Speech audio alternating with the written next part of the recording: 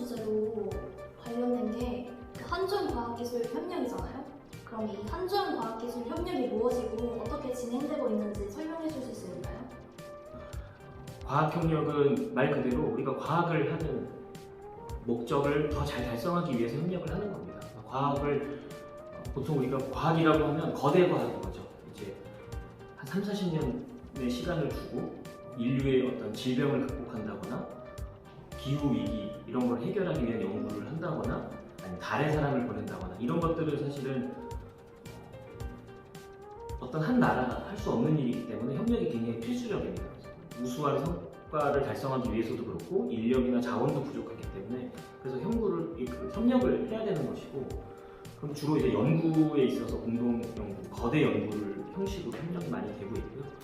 기술 협력은 그것보다는 조금 더 현실적인, 실제에 가까운 부분이라고 볼 수 있을 것 같아요. 그래서 물론 공동 기술 개발도 있고 그런 부분들이지만 실제로 우리가 좀 산업이나 어떤 조금 실제 적용 가능한 영역에 필요한 기술 공동 개발하거나 뭐 있는 기술을 사업화하는데 협력을 하거나 이런 부분들입니다. 그래서 이렇게 두 개로 조금 구분을 해볼 수가 있을 것 같고, 그 대상이 어디냐에 따라서 미국과 하면 한미과학기술협력이 되는 것이고, 유럽과 하면 한EU과학협력이 되는 거고, 중국과 하면 한중과학협력이 되는 겁니다. 근데 그 다음에 이제 중국이랑 우리가 얘기를 한다 그러면, 중국은 우리도 그렇지만 굉장히 개도국에서 지금 빠르게 성장하고 있는 나라이고, 특히 과학 분야에 있어서 굉장히 조금 아주 유니크하고 독특한 나라입니다. 우리도 사실 세계에서 유일무이하게 완전히 못 살던 그 개도국, 극빈국에서 유일하게 선진국으로 된 케이스지만 중국도 사실은 독특한 세계 유일무이한 케이스 중에 하나입니다. 일단 인구가 14억, 10억이 넘는 인구인데 인당 GDP가 10,000불이 넘었고, 그리고 특히 과학기술 역량은 굉장히 강합니다. 최근 근래 뭐 5년 이내의 연구 결과들을 보면 거의 뭐 대다수 영역에서 미국과 대등할 정도로 빠르게, 아직까지 조금 차이는 있지만 성장을 했고, 중국이 신중국이 건국된 게 1949년인데 그 해에 바로 중국과학원이 생겼습니다. 그만큼 굉장히 건국과 함께 과학기술을 중시한 나라에서 과학기술 역량은 되게 강했다. 그런데 중국이 이제 주로 부족했던 게 어떤 산업기술 역량들이, 그런 걸 이제 우리가 중국이랑 92년도에 수교를 하면서 중국이 우리와 협력을 많이 원했던 거는 사실은 과학보다는 어떤 산업, 기술 협력 이런 것들을 많이 원했습니다. 그래서 자국에 필요한 많은 이 기술이나 산업을 육성하기 위한 협력들을 우리한테 많이 원했고, 그러면서 그런 협력들이 일부 좀 이루어졌고, 2000년도가 좀 지나면서 중국도 실력이 많이 올라갔고, 심지어 어떤 영역들이 넘어서면서 이제 협력의 어떤 원하는 영역도 자꾸 이제 좀 바뀌게 됐고, 또 중국이 점점 성장을 하면서 중국에게 선택지가 되게 많아졌어요. 다른 나라들, 독일, 영국, 미국, 뭐 일본 이런 나라들이 중국이랑 과학기술 협력을 되게 적극적으로 하고 싶어하고서 많은 투자를 해서 우리가 우선순위에 상대적으로 좀 밀리게 됐죠. 그래서 그런 변화가 좀 있어서 사실 최근 들어서 최근 한 10년 동안은 한중 간의 과기협력이 사실 활발하게 진행되지는 못했습니다. 그리고 워낙 많은 관계에서 또 우리가 산업적으로는 중국이랑 경쟁적인 관계에 있어서 협력을 하기도 쉽지 않았고, 중국의 이 변화도 있었지만 우리의 변화도 있었습니다. 우리도 대다수의 어떤 연구 인력은 미국 유학을 해서 미국과의 협력을 중시하는 분들이 있어서 지금도 보면 이제 우리의 국제 과학기술 협력은 거의 미국 중심으로 이루어지고 있어서 사실 중국과 어떤 협력을 할 동인들이 크진 않았습니다. 그래서 아주 기초적인 협력들은 조금 유지가 되고 있었는데 그게 굉장히 심화되거나 그게 굉장히 커지거나 그러지는 못했습니다. 최근에 또 그리고 이제 앞으로도 조금은 쉽지 않은 부분들이 계속 생기고 있습니다. 그래서 미국과 중국의 관계의 변화 때문에 그런 부분들을 앞으로 도 해결해 나가야 하는 과제라고 말씀드릴 수 있을 것 같습니다.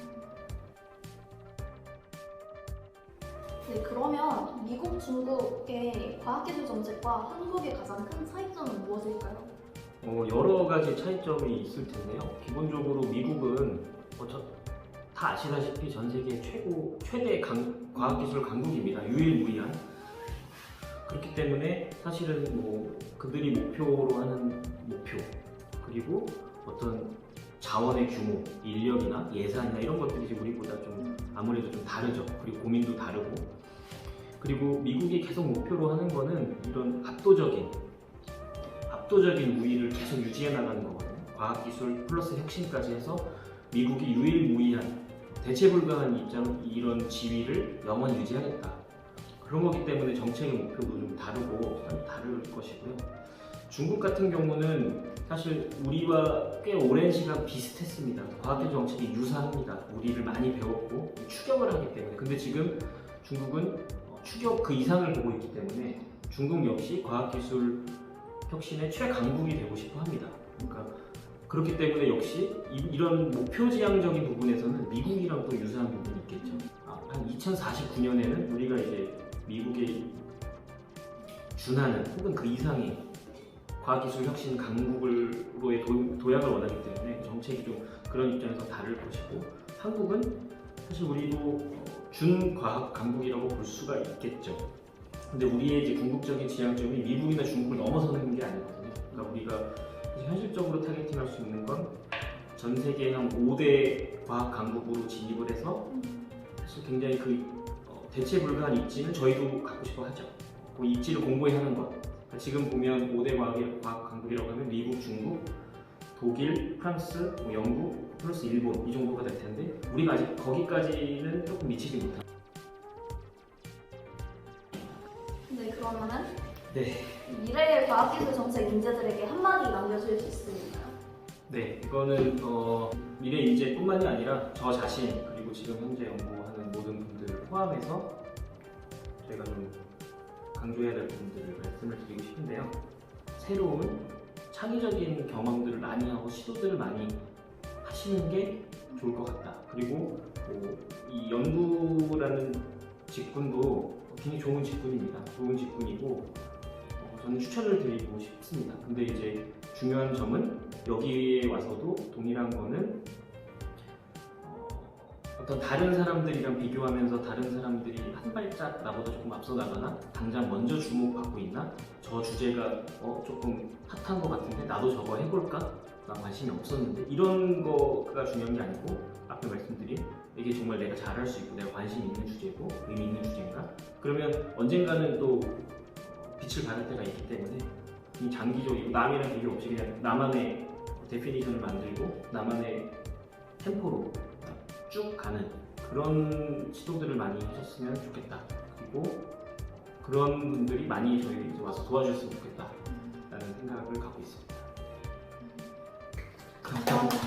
오늘 이렇게 귀한 시간 내주신 박사님께 다시 한번 감사의 말씀을 전합니다. 감사합니다. 고생하셨습니다.